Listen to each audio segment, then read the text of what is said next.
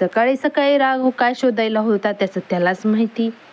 ते शोधत असताना बाप्पा आले आणि बाप्पानी मग त्याला पटकन उचलून घेतलं. म्हणले, मी बाहेर घेऊन जायलो याला, तू तुझे कामं बघ निकिता.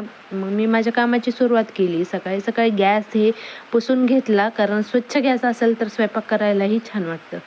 तेवढ्यात राघवचे पप्पा उठले आणि मोबाईल चालत होते. त्यांनी त्याच्यामध्ये तारक मंत्र लावला होता. तारक मंत्र ऐकत ऐकत मी माझ्या कामाची सुरुवात केली. सकाळी असे देवाचे नावं हे घेतली की खूप छान वाटतं.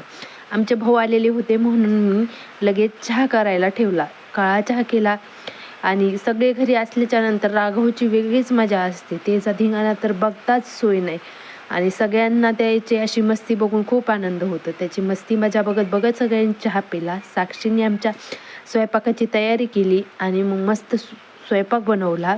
पाणी तापलेलं होतं त्याच्यामुळं लगेच मी राघवला आंघोळ घालण्यासाठी घेतलं. त्याची मसाज केली, त्याची टाळं वगैरे मारली आणि मसाज करताना सुद्धा आपला राघव तशीच मजा मस्ती करतो आणि मसाजसुद्धा एन्जॉय करतो. राघवची आंघोळ झाली तर अंग वगैरे पुसून राघवला मेकअप केलं, कपडे घातले आणि झोपी घातलं.